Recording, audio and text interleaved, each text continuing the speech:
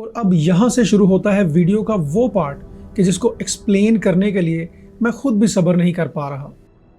अगर हम अपने सोलर सिस्टम से बाहर निकल जाएं, यानी हम अगर हेलियोस्फीयर को क्रॉस कर लें, तो हम इंटरस्टेलर स्पेस में एंटर करते हैं। यहाँ हवा, प्लाज्मा और मैग्नेटिक फील्ड बिल्कुल डिफरेंट हो जाती है।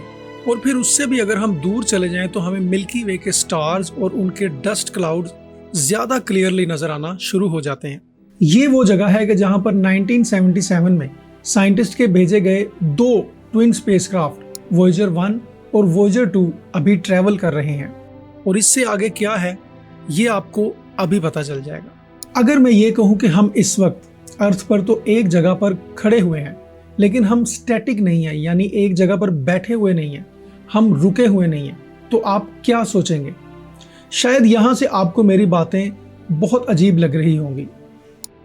हम इस वक्त भी एक बहुत लंबी कॉस्मिक जर्नी पर मूव कर रहे हैं। यानी जब से ये वीडियो मैंने स्टार्ट की थी तब से लेकर अब तक हमने स्पेस के अंदर लाखों किलोमीटर का सफर तय कर लिया है।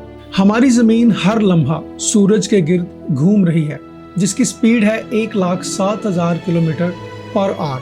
मतलब हम सोचते हैं कि हम घर में बैठे हुए एक चेयर पर चाय का कप लिए चाय पी रहे हैं, या मैं यहाँ पर एक जगह बैठकर आपको ये वीडियो एक्सप्लेन कर रहा हूँ, लेकिन असल में हम लम्हा ब लम्हा स्पेस में घूम रहे हैं। इसके बाद अगर हम बात करें तो हमारा सूरज भी स्टैटिक नहीं है, वो भी एक जगह पर रुका नहीं हुआ। हमारा सूरज भी मिल्की वे गैलेक्सी के अंदर घूम रहा है, यानी एक जगह से दूसरी जगह पर सफर कर रहा है, और वो भी 8,28,000 किलोमीटर पर आवर की स्पीड से।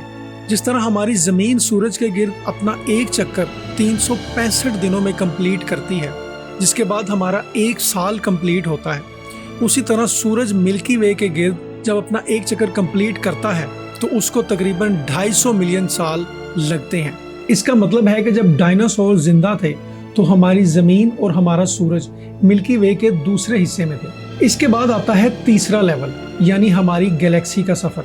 हमारी गैलेक्सी भी एक जगह पर रुकी हुई नहीं है, ये सफर कर रही है 4,80,000 किलोमीटर पर आवर की स्पीड के साथ। और ये किस तरफ जा रही है ये मैं आपको अभी आगे बताऊंगा, लेकिन उससे पहले एक और इम्पोर्टेंट चीज, हमारी गैलेक्सी और एक एंड्रोमेडा नाम की गैलेक्सी एक दूसरे की तरफ मूव कर रही है, और 4 बिलियन सालों के बाद ये दोनों गैलेक्सीज जो हैं ये आपस में मर्ज हो जाएंगी।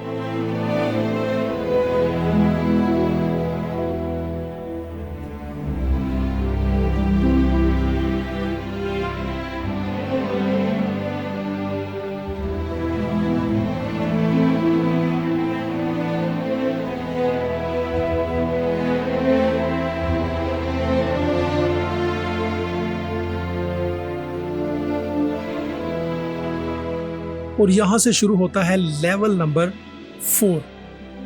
मिल्की वे और एंड्रोमेडा जैसी बहुत सारी गैलेक्सीज मिलकर एक लोकल ग्रुप बनाती हैं, और फिर ये पूरा ग्रुप जिस तरफ मूव कर रहा है उसको साइंस ने नाम दिया है द ग्रेट अट्रैक्टर। ये कोई ऑब्जेक्ट नहीं है बल्कि एक मैसिव ग्रेविटी जोन है, और हम सब उसी की तरफ मूव कर रहे हैं।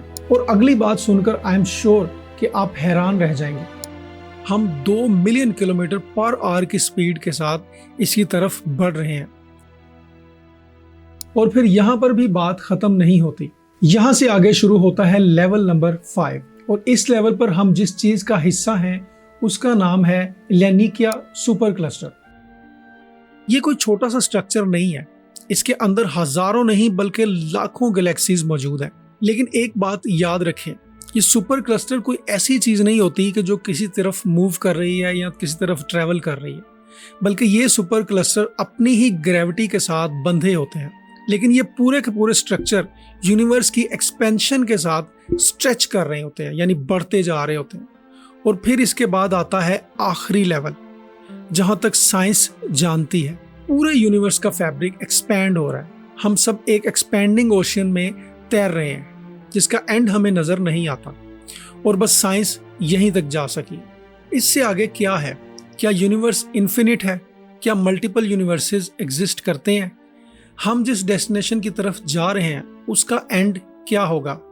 या फिर हम इसी तरह एक्सपेंडिंग फ्लो में ही तैरते रहेंगे? इसका जवाब फिलहाल साइंस के पास नहीं है।